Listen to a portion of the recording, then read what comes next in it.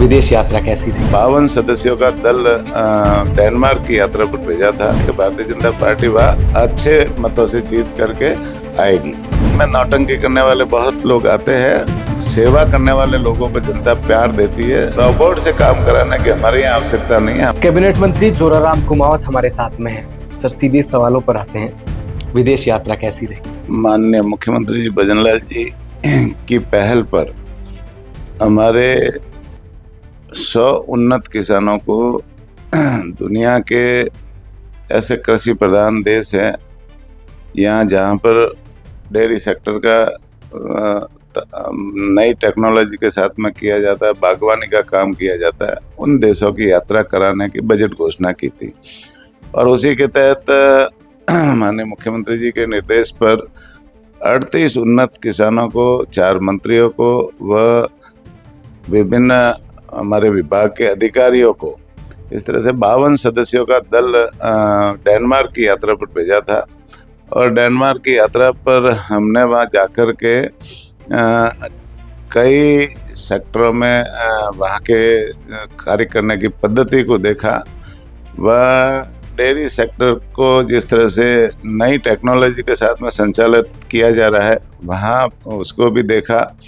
Dairy sector में भी technology अच्छी है, वह रोबोट को भी डेयरी में उपयोग में लिया जाता है। क्या डेयरी के अंदर, भारत के अंदर भी रोबोट आने वाला है? नहीं, यहाँ आवश्यकता नहीं है। इसका कारण है कि हम यहाँ पर लोगों को रोजगार देना चाहते हैं। हमारा पूरा डेयरी सेक्टर है वो रोजगार के अवसर देता है।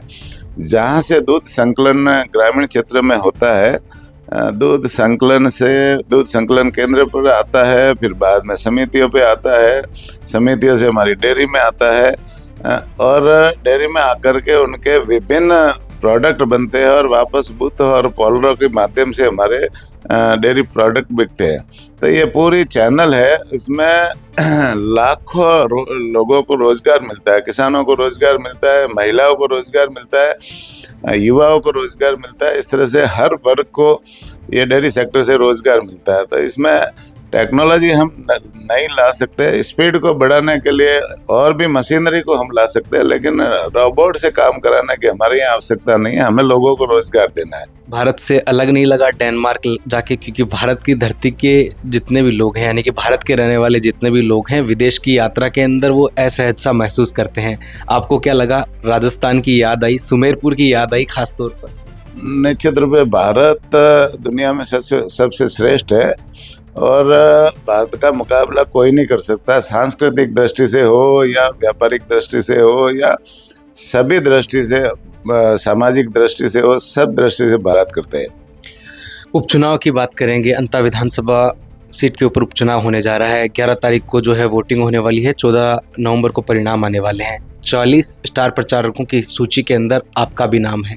कुमावत समाज की अगर बातचीत की जाए तो वहाँ पर कुमावत जो समाज के भी वोटर बैंक हैं, आपका नाम होना क्या एक बड़ी जिम्मेदारी आप मानते हैं?